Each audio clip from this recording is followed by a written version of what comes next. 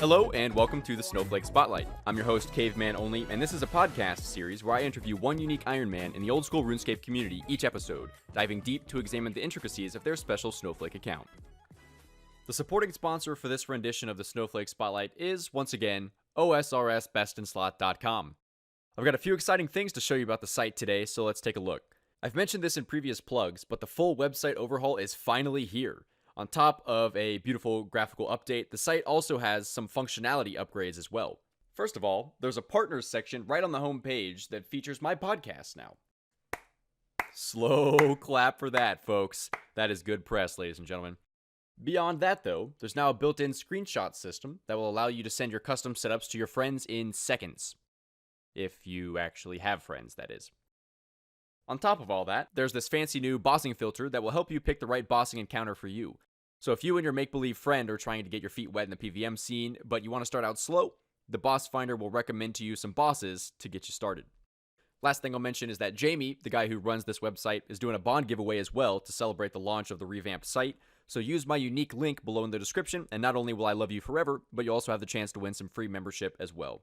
So go scope it out, OSRSbestinslot.com. The link will be down below. For today's episode, I have with me an Ultimate Ironman legend. He's the owner of a near max UIM, as well as a prolific Karamja-only Ultimate Ironman with over 1,500 total level. Mr. UIM Verf, happy to have you on the podcast today, sir. Welcome. Thanks for having me. Hey, happy to have you, man. How is the humidity on Karamja today? Always got to ask. The weather is pretty good today. I'm actually in a cave right now, so it's a bit... Oh, that's what I'm talking about, dude. That Killing is some cave joggers. content. Very nice. Cave content, best content. That's my motto. Well, hey, man. Yep. Thanks you again for being here, and, let's go ahead and jump right into this. So, as always, let's go ahead and give me a brief introduction about yourself. Who are you? Where do you come from? And what do you do besides RuneScape? All right, my name is Jelle. I'm 24 years old from the Netherlands. I really like Ultimate Ironman, game mode, and I like painting and skateboarding. And correct me if I'm wrong, but I believe that your name, your RuneScape name, Verf, is actually Dutch for Yes, painter, right? paint. Yes, it means paint in Dutch. Correct. Okay. And Yeah.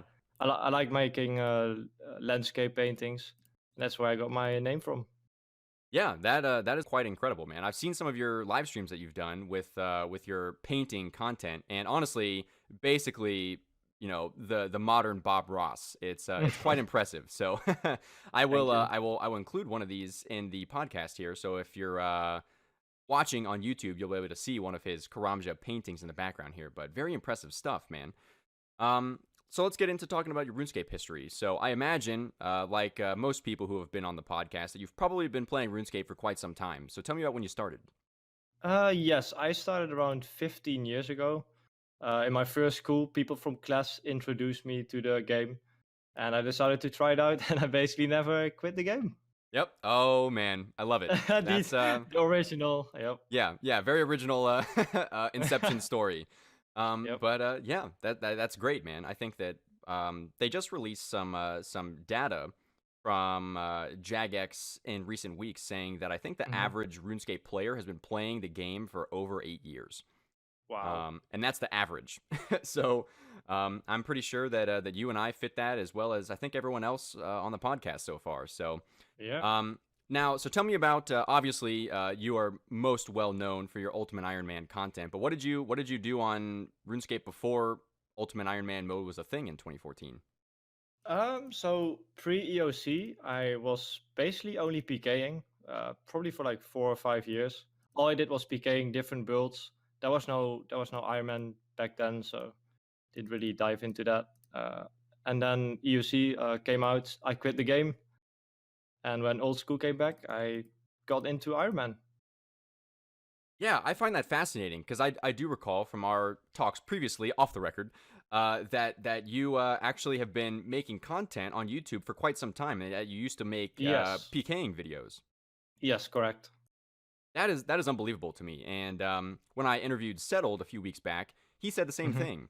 I don't think he made PK videos, but he was into the PvP scene, in the pre-EOC days. And I just find that fascinating that that two guys who are prolific ultimate Ironman in the community used to be part of the PKing scene. That to me, just like those are like two totally different communities. So how do you like? Where's the crossover there? I think the reason for that mainly is like I started as a PKer in old school as well. Like I made a pure, got a really low level 5K pure account back then. But then I quickly realized old school isn't much about PKing anymore. At least that was my impression. Sure. The game was much more based around PVMing and like all that kind of stuff, Slayer, bossing. I was like, why am I PKing? Like PKing wasn't the same, and that's why I moved on to like Ironman. Tried Ironman when it came out, and tried a regular Ironman first. Didn't enjoy that as much. Okay, how long did that last? I think I played it for like 3/4 months, a year. I think like between half a year and a year. Mm-hmm. But I didn't enjoy that much because I was basically hoarding supplies, skilling supplies, and I never had motivation to skill. Funny enough, and then I decided to. Yeah, and that's you think that'd be the opposite of the way that works, but that's funny. Yeah. And yeah, then I decided to try Ultimate Ironman, and basically Ultimate Ironman forces you to skill because you need to empty your loot bag with supplies and continue. That's like I really enjoyed that part. Right. Okay. So how long? So if you started with a regular Ironman when it first got released, how long have you been playing your now near maxed Ultimate? Whew, a couple of years. Like I think maybe 3 years now. I didn't start when Ultimate Ironman came out. I started much later, so probably like a year after it came out. I think I am not exactly sure, but okay. Well, I mean, hey, that's quite impressive because I think that most of the folks who are maxed or near maxed on the ultimate high scores there pretty much started day one. But for you to have gotten a late start and have progressed as I learned from the best. Okay, yeah, hey, that's cool. That's cool, man. Speaking of which, let's talk about now what we're all here to talk about and listen to is the story about your Karamja only Ultimate Ironman. So talk to me about how you got inspired to do that and how long you've been playing that account now. Yeah, so I got introduced by Unique Ironman account mostly from watching your stream. Like when I first started watching your stream, you introduced me to like the Unique Ironman community. And after that, shortly, I viewed the subreddit with all the different types of accounts, and that really got me interesting. Back at that time, I was graduating, and I was really looking for something fun to do in the game and something extra to be excited about. And then I found Karamja only, the Reddit post of Karamja only, and like from that moment on, I was like, damn, this is actually really interesting. Well, that's awesome, man. I feel humbled to be one of the people who got you started. When I first started this, I had no idea that I would get as far as I have, or to have inspired guys like you to have joined the community as well.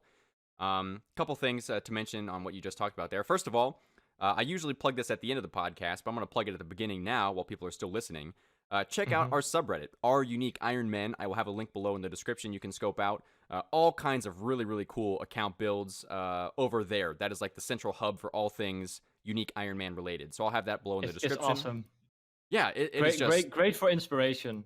Oh, yeah. I mean, there's all kinds of theory crafting there. And I mean, if you think that this Snowflake community is just this little like niche thing that a couple of us do and have been successful with, you would be surprised because there are probably at this point hundreds of people out there playing their own, Snowflake accounts and forging their own journeys. It's quite incredible. So check that out. And then the man Karamja only as well. A thing that I want to address from the very first podcast that I did. Karamja only and Verf here playing UIM Karamja, two different people. So how long have you been playing on your Karamja Ultimate Ironman now? Since June 2018. So we're getting close to a year now. Coming up on a year. Yeah, man, that is very impressive.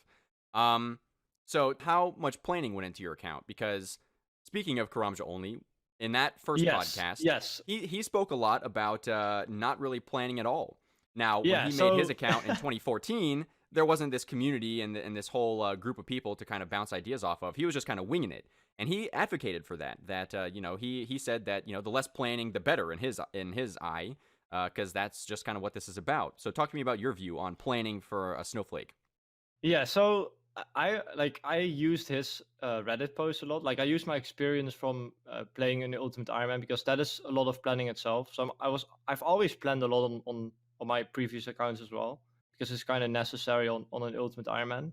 Mhm. But I basically used his complete Reddit series as like a baseline to see what is possible and what I can do and what would be the best order for me to do everything. Mhm. So I did plan, yeah, I did plan quite a bit, basically just by watching all of his Reddit posts, and then I just went into it, did my own thing, but I had all of that stuff in my head. So Okay, sure. So I mean that makes sense. That's kind of the advantage that newer snowflakes, to the community have is that they can use what's already been established by other creators and other people out there playing unique accounts. They can use that as a baseline to kind of leap off of and then, kind of forge their own unique journey from there. Um so it sounds like you would probably be an advocate for doing more planning rather than less. Is that right? yeah.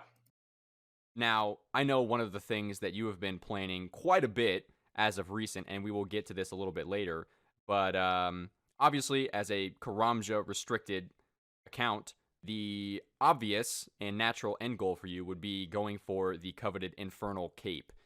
And I am really looking forward to delving into that because, in my eyes, that is going to be probably one of the most difficult grinds and challenges that has ever been seen, perhaps in all of RuneScape history.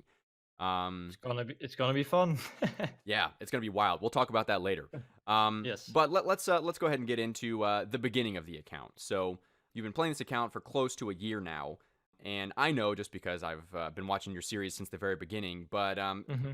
let's discuss some of your most difficult grinds and hurdles that you've had to overcome so far. Obviously, as an ultimate, with the inventory limitations, things are Hmm. already ridiculous, and then on top of that, the area limitations. So talk to us about some of your most difficult grinds and hurdles that you've had to overcome so far. So funny enough, most of the grinds I've done basically speak for themselves. But one thing that is like the most difficult thing on Snowflake accounts, in my opinion, is lamping skills. Oh Like yeah, I lamped 15 mining, 33 Slayer, and now I'm doing the hunter lamping, and that is just something I can't grind it out. You just wait for it, and yeah, in my eyes, that's the most difficult part. yeah. Just I agree. waiting. I agree. Yeah, a lot of the snowflake grind again is centered around random events and the genie lamps and the books. Now I know that Settled released in one of the recent Swampletics videos. He released some information about potentially being able to force spawn random events. Do you know much about that? And have you tried to use any of that information to your advantage, or can you? So I knew a little bit about it, but not that detailed. And I kind of found out that the only way for me to use that mechanic is using the fight caves because that is an instance area. Right. I kind of did a little bit of planning here and there, but it didn't seem to do that much for me. Plus, I was basically in the fight caves a lot, and I didn't really want to be there a lot. And in Saddle's case, he's doing temple tracking for force spawning, Hmm. so he has to be there anyways. So yeah, I'm basically not using it. I'm just doing my regular grinds, getting the XP randoms. Right. Yeah, I'm kind of in the same boat. Obviously, if you're not familiar, Settled has released one of his latest Swampletics videos that talks about some potential theory crafting behind being able to force spawn random events, and you have to be in an instance, and then basically the theory is that roughly every 5 minutes, a random event has the potential to spawn based on various activity and that kind of thing.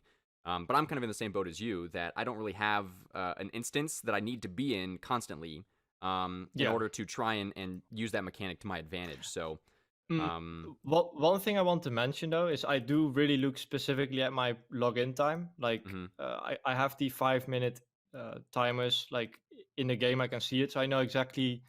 Like I really time my logouts, my logins, and time when I get randoms, and log out mhm. when I get a random to make the most of out of my time basically. So that's something I do. But Okay, yeah, that makes sense. That makes sense. And I think that he was definitely onto something where I do believe there's some kind of correlation with the 5 minute timer and random events. And so, playing hmm accounts that rely so heavily on random events and XP lamps and books, it's important to try and especially in the early and mid game, to try and maximize how many of those you can get. Because like you said, how long did your lamping grind take for 33 Slayer, just as an example? I think that was like 3 or 4 months Wow, was it for really that Slayer. quick? Yeah, I did play, like, the mining was actually the slowest because I didn't play a lot back then when I Right. was first playing the account, because I was still in school and stuff, so I didn't have Mhm. that much time. But I did have a lot of time for Slayer and now Hunt as well, so it is going a bit faster. But Okay, but I mean, like it, I guess again, as two pretty serious full-time gamers now, 3 or 4 months is kind of a drop in the bucket time-wise for grinds for us. But yeah, that is no joke, and that's just for 33 Slayer, which obviously for you unlocks Harpy bugs. yeah. Now, we have all kinds of stuff that we can talk about with Harpy bugs. So, why don't you go ahead, for people who might not be aware, talk about the relevance of Harpy bugs for your account. Okay, so lots of people think that I'm killing them for just clue scrolls, which is partly true. I kill them Mhm. for because they have the best clue scroll drop rate, and Right. that's why I decided to lamp the slay level for it. But I'm also mostly killing them for money, just raw GP Mhm. and runes, because I need that for two other really important grinds that I need for the Inferno. So I'm basically prepping for that already. Oh, okay, interesting. Yeah, I don't think I really knew. I mean, I think that most people who watch just on the surface level see you, killing tens of thousands of Harpy bugs just for a really slim chance to complete a medium clue. But I guess that makes sense that Yeah, you're also doing some Inferno prep along the way. yeah. Um, I Combat believe stats. right now. I Yeah. believe I already know the answer to this question, but one thing that I always love to ask people who've been playing Snowflakes for a while is what is the most demotivating moment on your account thus far? Hmm. In terms of skilling grinds and just skills in general, not that much. But Hmm. honestly, the most demoting thing is when I clue juggle. I I get had a like feeling you were three going or to say four clues. that. I juggle for like 10 hours or something. I get 3 or 4 clues. They are all Karamja steps. Nice Karamja steps. I try them, but then I end up getting a 5-step clue scroll, and I just have to end up dropping it, and it's all for nothing. It's Yeah, really painful, but yeah, yeah. it's part of it. I had a feeling that clue juggling was gonna be the answer there. Yeah, yeah. Because that is something that when I first started Caveman, as far as I'm aware anyway, knowledge about clue juggling was not there. That was something that I think both you and I actually kind of independently Hmm. uh, Yes. discovered in our streams with viewers. Hmm. So again, for those listening at home that don't know exactly what we're talking about by the phrase clue juggling, explain to people exactly what that is and why it's beneficial. Okay, so I want to complete medium clues, but I cannot do every single step. So I basically only need Karamja steps. That is the only legit way for me to complete clues. Now I can hope for just only Karamja steps in the same clue scroll, but that is a 1 in 6,600 chance. I calculated that with Karamja only, based off the history of our clue scrolls, Hmm. which is very unrealistic to complete.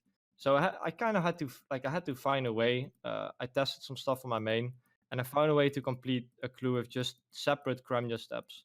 Basically, how it works in short is I wait until I get a Karamja step drop, a clue scroll with a Karamja step. I drop that on the ground, which it stays on the ground for 3 minutes. I have to re-pick it up before the 3 minutes pass. And in that time, I just basically kill a monster and try and get more clues with more Karamja steps. Hmm. And just hope for the best that I get more Karamja steps that I can do.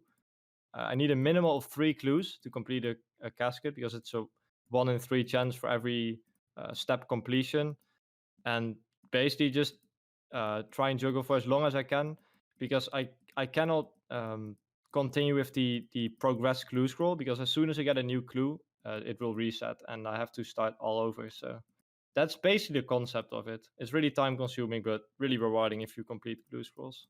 Right. Now, when I discovered that around the same time that you did many months back, I didn't really delve too far into it and do the clue juggling that you're doing now, where you've killed over 70,000 harpy bugs to try and get medium clues, because it just yeah, it's pretty hilarious. That is a lot of harpy bugs. I imagine you're probably rank 1 harpy bug, KC. I don't know if you can confirm that or not, but I imagine you probably are. I'm rank 1 for Ironman and Ultimate Ironman combined. Yeah, I imagine. So, but I was just at a stage in my account where clue juggling wasn't really that pertinent to me. But obviously, when Mhm. you're kind of in the early and mid game grind still, clue juggling is incredible because essentially what it does is, like you said, if you try and just pick up one medium clue and try and do it linearly, like where you just do one step then the next and just keep hoping for Karamja steps for one clue, the odds are 1 in 6,600. You said. Yeah. But doing clue juggling, obviously it's time consuming, but rather than doing one clue with multiple steps, you do multiple clues, one step each, starting on Karamja, and effectively it makes your chance of completing a clue scroll much, much higher. Yes. Now, obviously, you're doing medium clues, so I imagine the things you're going for are probably the Rangers, Wizard Boots, perhaps maybe some like Yeah, I get cloaks this. as well. I get this question a lot. So basically, actually, I'm mostly after the most easy items. Like a power amulet is a great item to get. Mm-hmm. Green D-high chaps because that unlocks another Karamja step that I can do. Mm-hmm. An adamant pickaxe because it's currently the best pickaxe I can get because I can't smith pickaxes yet. Mm-hmm. And then the U-bow. I did end up getting the U-bow on my first clue, so that was nice. Yeah. And then of course there's a couple uniques like strength amulet trimmed and all the boots. Super rare to get, so I basically I don't think I ever get them, but you never know. I could get lucky. Right. So how many clues have you completed so far? 3. 3. So, probably doesn't sound like a lot to most people, but for an area limited, an area restricted account, that is groundbreaking. Because before they weren't really possible. I know that Karamja only completed one clue scroll, just regularly, without clue Yes. juggling. I don't know, probably about a year ago or so, He, and he yeah he he just got a happened to luck out. yeah, yeah he got a 3-step Karamja only clue, which is the one in 6600 we talked about. Yeah, so that is So extremely rare. And he got the green dragonhide chaps, which you talk yeah. about, unlocks another additional Karamja emote clue step that you can do. Yep. But being able to clue juggle, and now that you've done 3 clue scrolls to completion on an area restricted account, that is a game changer. So yeah, obviously you've been doing a lot of clue juggling lately because it could grant you a lot of items that you'll need in your Inferno grind. I do know though that just as of today's game update, Jagex did you a little dirty, and so tell me about what they changed today and how that's going to affect you. So almost 2 months ago, I made a video about force spawning wizards Mm-hmm. from hard clues, and there's 2 possible clue steps, hard clue steps in Karamja that give those wizards that we can do.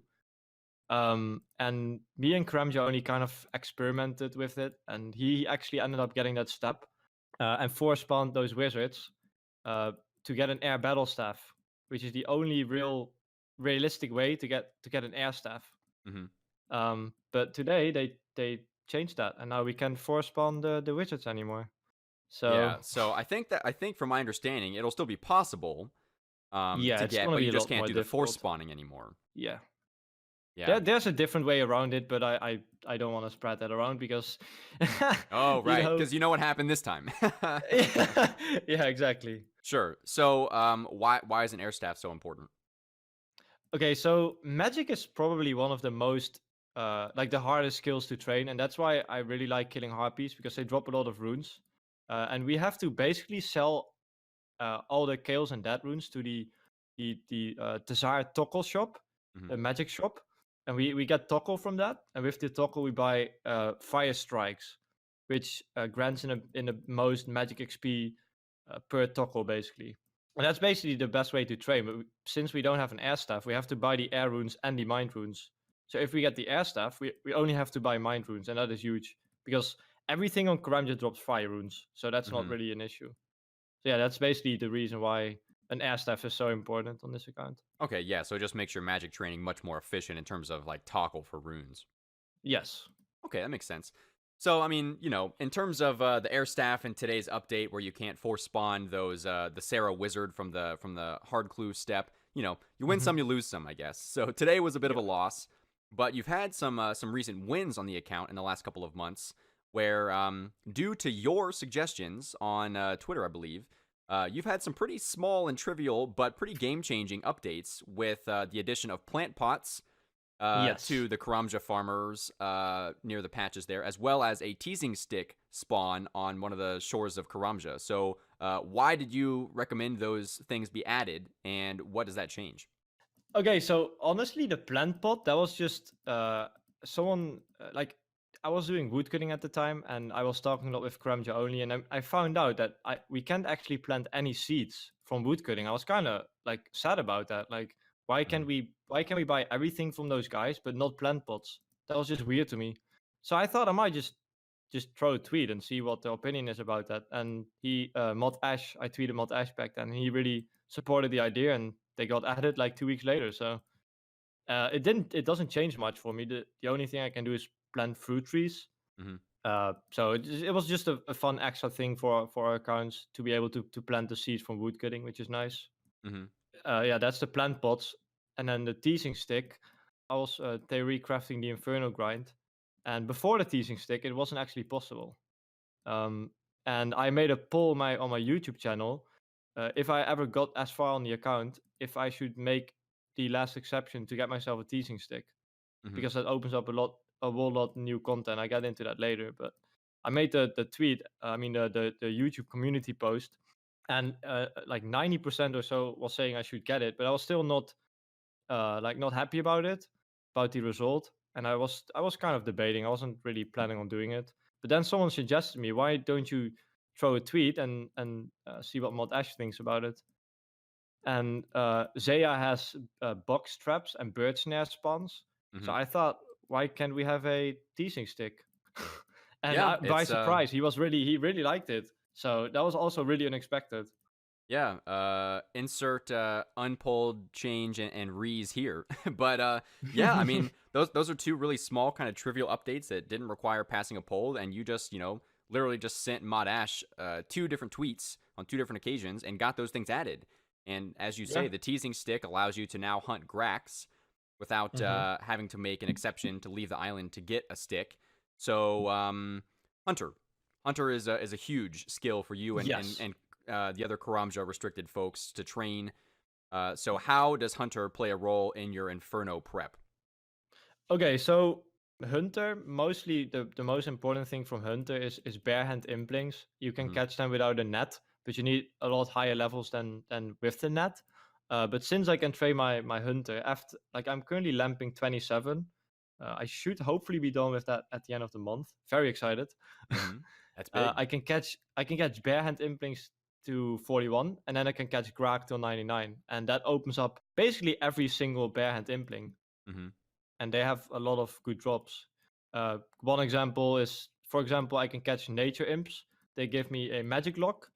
Uh, I can fletch that into a magic short bow because I can get a Mm-hmm. bowstring from baby imps, for example. Stuff like Wow. that. It's just really really fun theory crafting stuff, and imps are huge. Yeah, that's big. I'm honestly jealous of you and pretty much all the other area restricted folks because implings, I don't have the luxury of those underground. um, and Yeah. people ask me all the time about whether or not I wish I would have unlocked Xanaris earlier in my progress. But Xanaris, I mean, the fairy city itself is one thing, but I don't think that Puro Puro is really considered underground. So I've never gone and done any of that. But Hmm. um, so this is an obvious segue now into talking about your Inferno preparation. So you made this announcement a few months ago that you are actually going to attempt to get an Infernal Cape on your Karamja only Ultimate Ironman. When Yeah. when when you first made that announcement, I'm not gonna lie, I was skeptical. I was like, you have to be joking, because just ultimates in general. Correct me if I'm wrong, but I believe on your main Hmm. ultimate, I think you were the fifth person of all time to get an Infernal Cape on an ultimate. Is that right? Yes. Yeah. Correct. So number 5, and that was fairly recently too. That was I guess a few months ago now. But the point is, most ultimates don't have the Infernal Cape, and you're trying to do it on a Karamja only Ultimate Iron Man. That is mind blowing. But as you've released more videos and released more information in theory crafting, it sounds like it might actually be possible. So I know though Yes. that some of your plans for the Inferno are gonna require some pretty like slim RNG moments happening on your account. So obviously you need things like supplies, so that means you need to train Herblore. Hmm. But gear, most importantly, talk to me about what your gear is going to look Yeah. like. So the baseline for gear, I can basically start the title like the Inferno bucket list is what I have in mind, and I can Hmm. basically start that list of items that I need after I finish the 27 hunter, because at that point I can unlock the hunter skill, go for barehand imps. I'm going to grind 99 hunt on Grag, which is actually pretty decent. It's between 40 and 45,000 XP per hour. Okay, that's not bad. So that's better than I expected. And once I unlock barehand implings, I can really start getting all the gear I want. And a part of the gear is from Lucky Imps. A rune crossbow is what I need, and a black d'hide set. That's the main items I need from Lucky Imps. Hmm. Um, I watched some of Kirim's videos. He opens like all the implings, and I did a lot of research in how rare all the items are. Sure. So I know roughly how many I have to catch, and based on his sample size, I believe I tracked 1,200 Lucky Imps, and to get a full Black Dragonhide set or any Blast D'hide combination is an average of one in around 100 Lucky Imps, and for the Oof. crossbow, it's between 150 to 250. So Oh, it is a wow. lot, but it is definitely possible while I work on the other goals, because Sure. some of the other gear requirements I need is a Amulet of Fury, a Region Bracelet, Agility Cape, Dragon Mat Helm, Obby Shield, and I have some different boots options, but it's most likely going to be snakeskin boots because I don't think I get ranges. Right. Wow. So lucky, you're gonna. That's a lot of lucky imps, frankly, to try and get everything that you want Hmm. for the Inferno.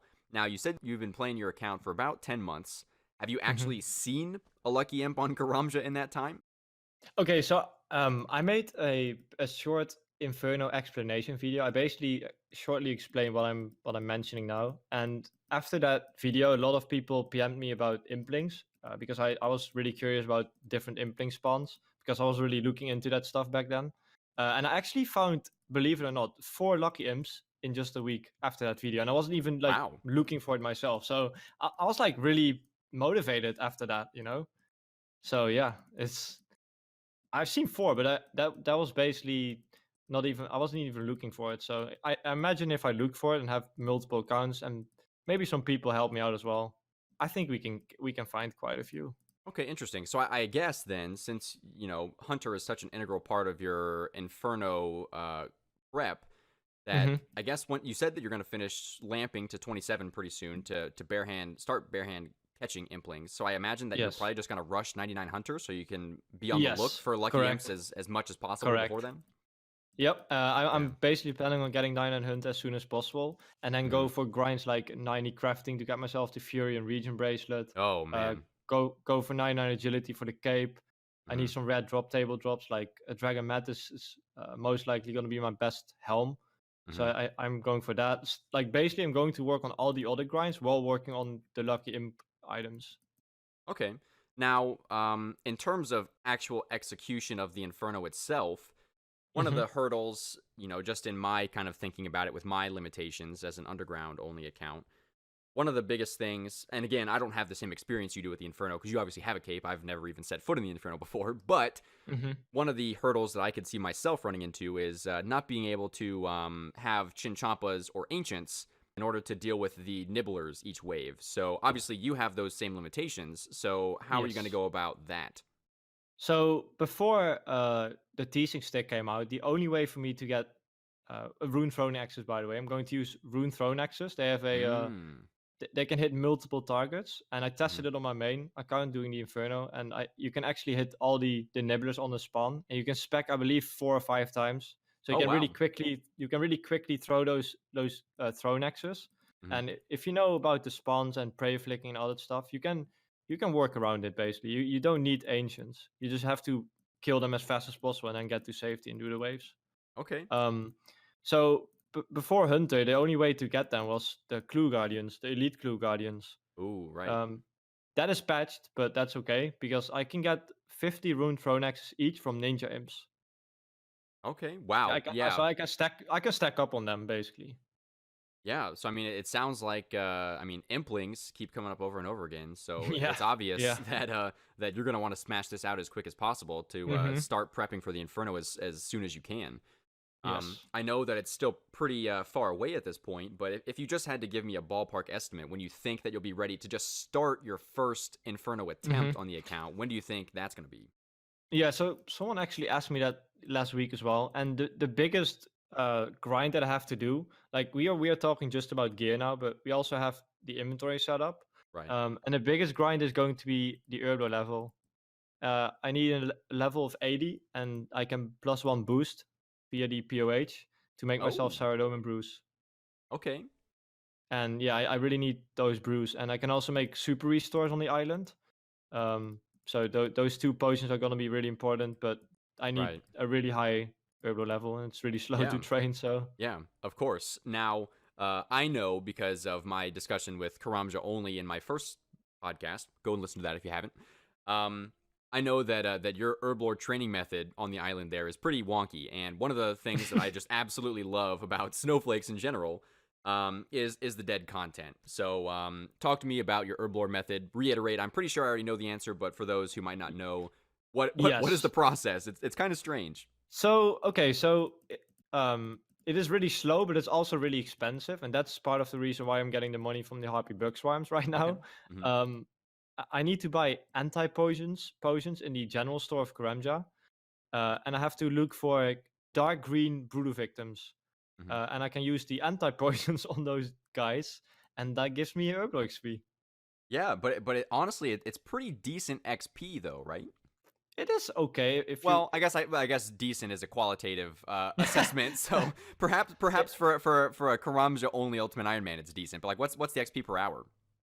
So it varies between 2,000 and 5,000 XP without any people helping you and doing Hmm. just hopping yourself. But the thing is, I'm really depending on other people playing the minigame. So about the Inferno thing, I think I have to grind that skill for another roughly 7 months. I think Woof. that's probably gonna be the longest grind for the Inferno. So in that time, I can like the good thing about Herblore is I can basically hop on it whenever I want, do a little bit of it, and just work on my other stuff. Come back every couple hours when there's people again spawning them because they stay spawned for a pretty long time. So but yeah, it's really slow, expensive, and depending on other people. Wow. But yeah, basically 7 months at least before I can start doing the Inferno if I have all my gear by then. So Gotcha. Yeah, that's it's honestly kind of surprising that you say that will be one of the longest grinds you have to do because hmm you have other things like 99 agility and 90 crafting to smash out as well. Um, but I suppose that yeah, just in terms of XP per hour, those grinds are going to be much faster, huh? yeah.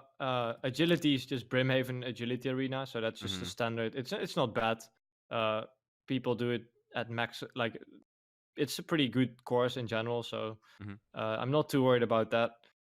And crafting. So I already did a little bit of testing with crafting, and I can do charter ships, which is around 31K per hour. So it's only like 180 hours for that, something like Only, that. yeah. I just, it's just so funny, you know. You and I having been in this Snowflake community and doing these grinds for so long, that we just toss out these numbers like, oh yeah, you know, this just takes 180 hours, and you know, this takes 7 months. Like it's just a drop in the bucket, but this is like some serious hours invested, folks. Yeah. And it's just, but you know, you gotta love doing it, and Yeah, I freaking love doing it, and I'm really used to the tough grinds from the regular Ultimate Ironman, so it's nothing new for right. me. Yeah. So, speaking of this topic, let's go into talking hmm about the community as a whole. So, I know that you know you're new to the community within the last year for Snowflakes, but what are your thoughts on hmm the growth of the community in the last half year or so?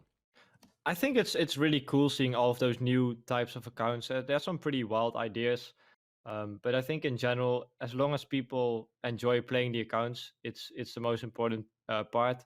I think lots of people are gonna drop off within a year, within half a year to a year. I've said this a couple times before. You have to truly enjoy these accounts. It's quite grindy, but in general, it's super fun. I just hope that Jagex isn't going to release an official game mode because I think that will change too much in a bad way. So I just hope that doesn't happen. I want it to Right. be something unique. I agree, 100%. And I think too, I completely agree with you that I would never want to see any of this really become official on Jagex's part. Because again, one of the great things about doing this is that we don't have to wait for Jagex to release content or updates or make fixes. You just play the way you want to play.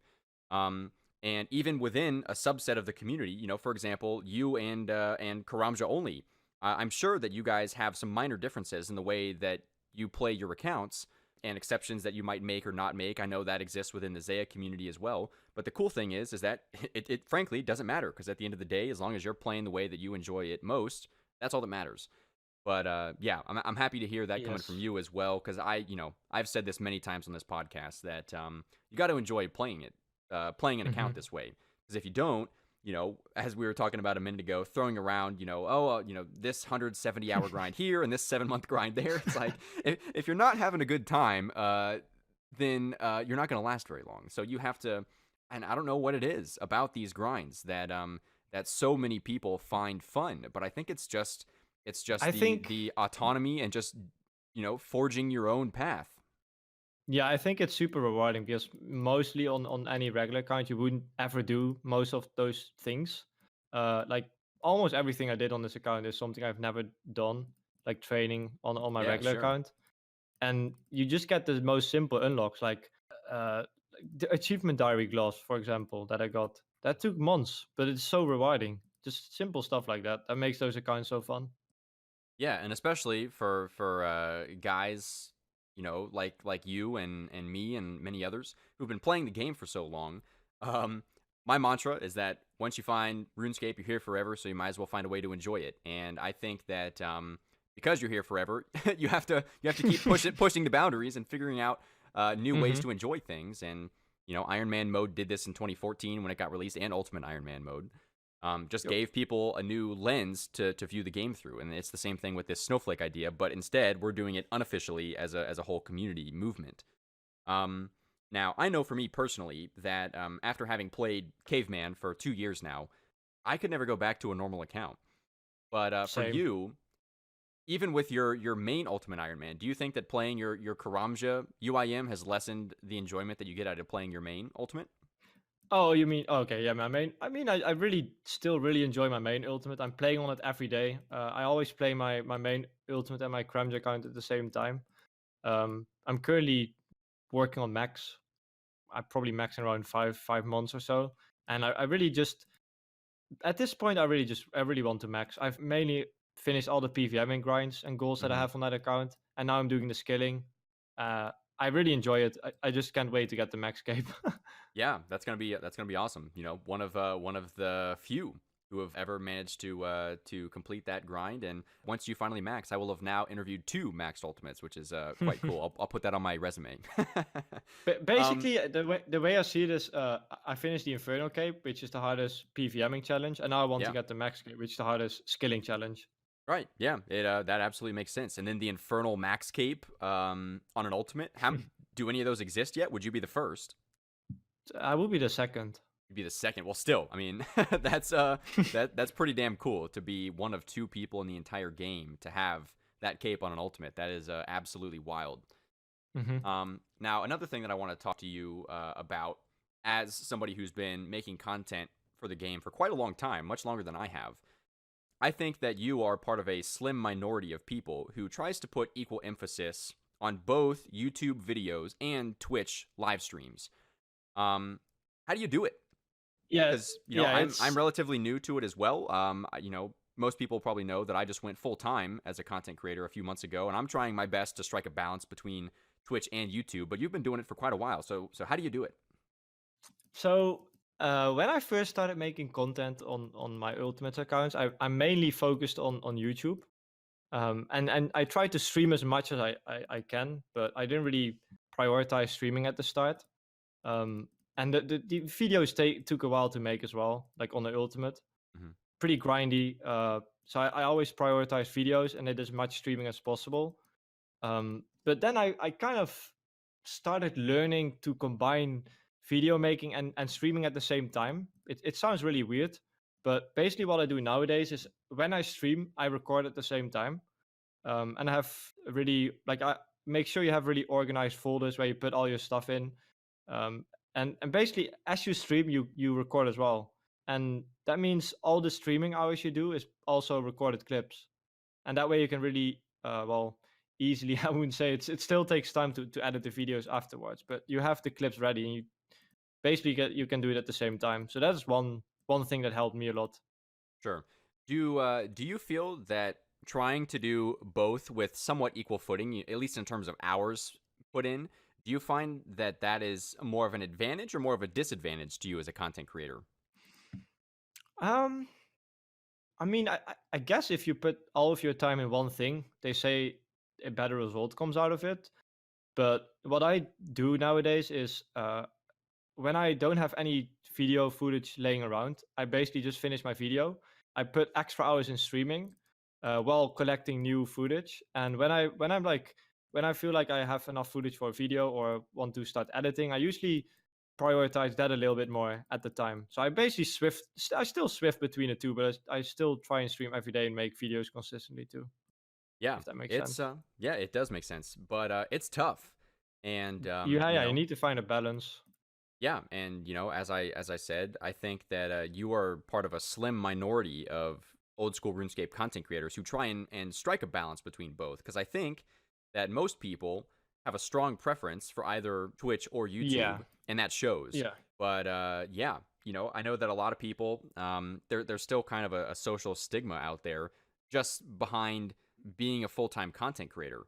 And a lot of And people think that gaming is not a real job. And while I agree that playing RuneScape is certainly not the most difficult thing to do in the whole wide world, it's definitely a lot more work than I think the average just kind of like viewer would imagine, particularly with YouTube. All of the back end work that goes into things, yeah, and yeah. um, I spend a lot more on making videos and streaming than I would if I had a regular job.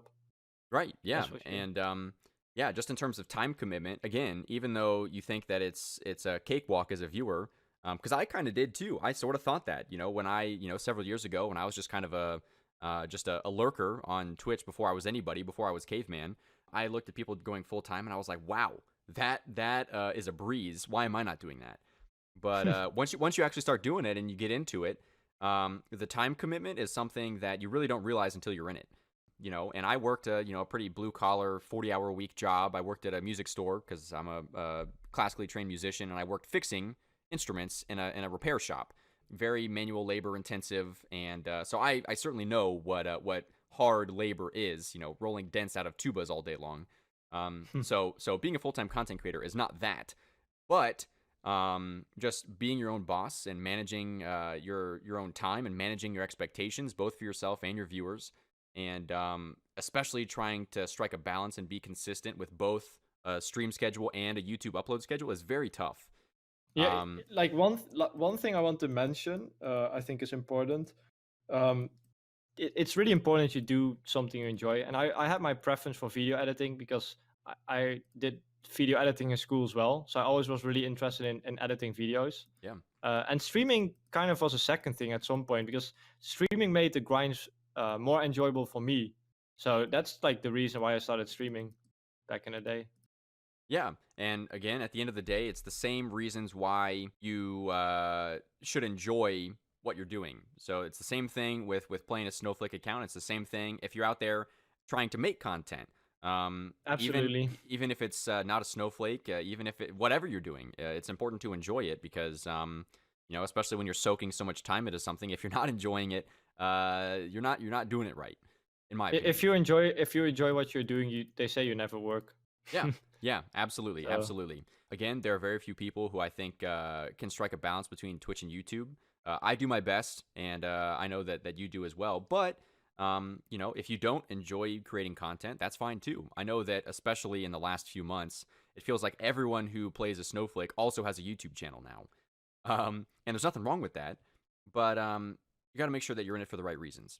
Because if you don't enjoy playing a Snowflake, if you don't enjoy making videos, and then you try and force yourself to do those things, it's not going to last very long. So, yeah, you got I to enjoy I the journey, not just the destination.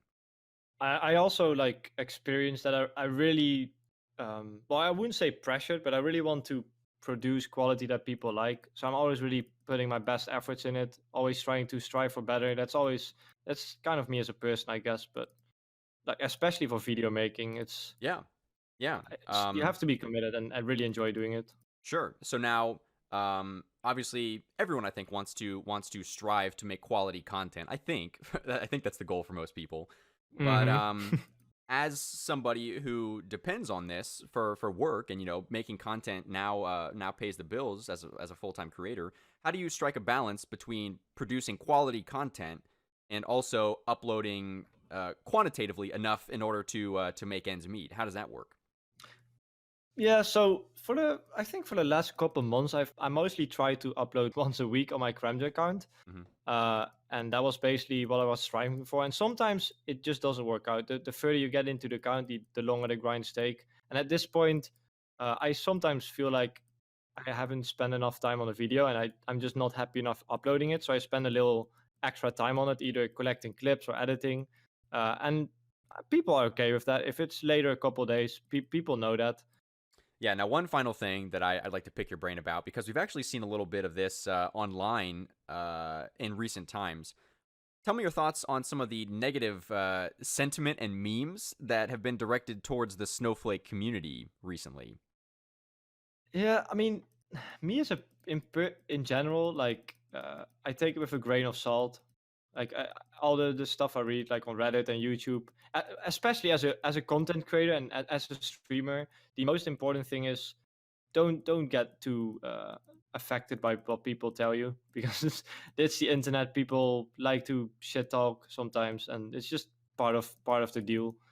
Me personally, I don't really get affected by it too much. Uh, if there's some like, sure that there's some weird comments sometimes, but I don't get too bothered by it in general. Yeah, I mean, I'm with you there, and that's just kind of the nature of the internet, like you say. It's my grandmother always used to say that if you can't take the heat, get out of the kitchen.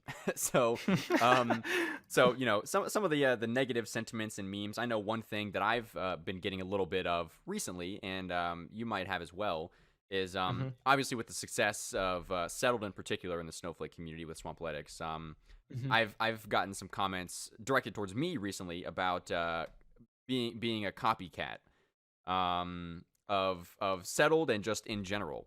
But Yeah. comments like that I obviously know are coming out of ignorance because I've been doing this for a couple years now. So The, yeah, things like yeah. that you just got to let those it's kind of just in one ear and out the other. But The way I think about that stuff is at the end of the day you're doing all of this for yourself, and if people tell you that kind of stuff, they just don't know a lot, so right, yeah, just let yeah, them say you're that stuff. right, yeah. Your personal self-worth has to come intrinsically rather than because if you rely on reading the YouTube comment section to feel good about yourself or reading the front page of 2007scape Reddit, it's probably not going to be very. That's not going to be a wise choice. So Hmm. that's why it's so important that you do what you enjoy, and as long as you're having a good Exactly. time, then who cares what anyone else thinks, right? Yep. Yeah. All right, man. Hey, I think this is gonna be a wrap now. So why don't you go ahead and hit me with the social media plugs? What's the best way to reach you? So all my socials, Twitter, YouTube, and Twitch are all UIM_Verf. You can find me with those that tag. So, and yeah, I was happy to be here. Really, Yeah. really fun time. Yeah, Great thank you so guy. much taking time out of your day to do this. I really appreciate it, man. I really, really would look forward to collaborating with you and perhaps maybe even doing some raids with you on your main ultimate with Mr. Caveman here. Yeah, sounds good. Yeah, so thanks for being here, man. I really appreciate it. All of the links to Verf's social media will be down below in the description for you to check out. On the next podcast, I'll be interviewing a man who is attempting to do something never done before to become the first ever Ultimate Iron Man to achieve an untrimmed Herblore cape, Mr. UIM Herblore. If you have any questions you'd like answered by Mr. Herblore, post them down below in the comments section. As I mentioned earlier, also, go check out the link in the description for our subreddit, Our Unique Iron Man, the central hub for all things Snowflake Iron Man related.